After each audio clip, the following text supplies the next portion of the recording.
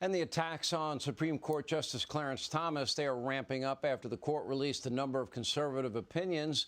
Now, these vile attacks beg the question why, in this Me Too woke era we live in, are African-American conservatives and the wives of conservative politicians, in this case, Casey DeSantis, or for years, Melania Trump, why are they fair game? Well, all Democrats, they're all off limits. Outkick host Charlie Arnold is with us, and Project 21 Chairman Horace Cooper. Let's get your reaction to the Karen comment.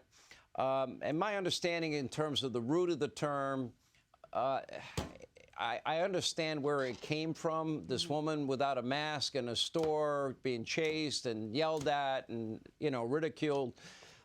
However, it seems to be taking on a new meaning. Your thoughts?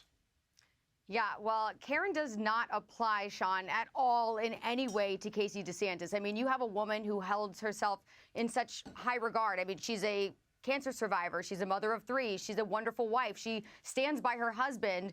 Yeah, a lot of people are giving her flack for, compensating for his weaknesses, but I see that as a strength. Who doesn't want that in a wife? And I think that anytime you go against the woke mob, they are going to call you hateful, a bigot, a Karen in this case, because it means you're getting under their skin. So honestly, I think Casey DeSantis probably takes this as a compliment because she means she's doing something right. I mean, she's telling them not to come after our children because, they're dying to do that, so it bothers them. She's a conservative woman. She's just an easy target. Even when we saw Melania Trump in the White House, I mean, one of the most graceful, put together, poised first ladies, all of the fashion houses and magazines that were obsessed with Michelle Obama just the year before wanted nothing to do with Melania. They acted like she doesn't exist. So this is nothing new here.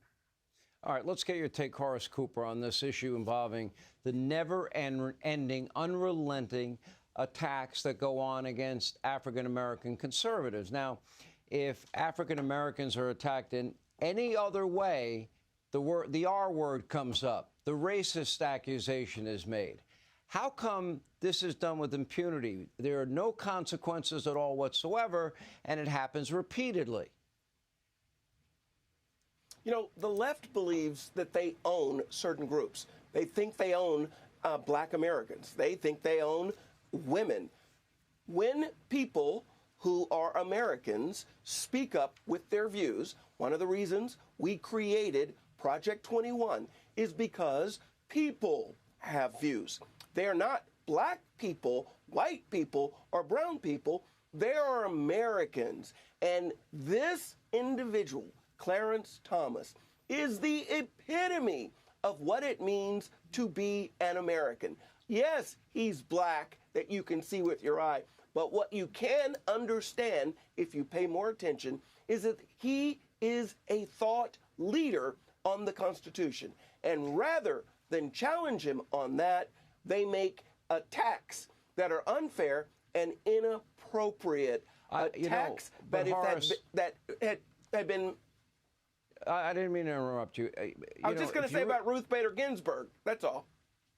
Okay, but the point is, if you read My Grandfather's Son, his book, or read Tim Scott's book, and both of them have experienced the same type of vicious attacks. Oh, absolutely. Absolutely. And that's my point. And those attackers had a D next to their name, by the way. Mm-hmm. But these individuals, Tim Scott and Justice Thomas, are not vindictive. They're not going out hating groups.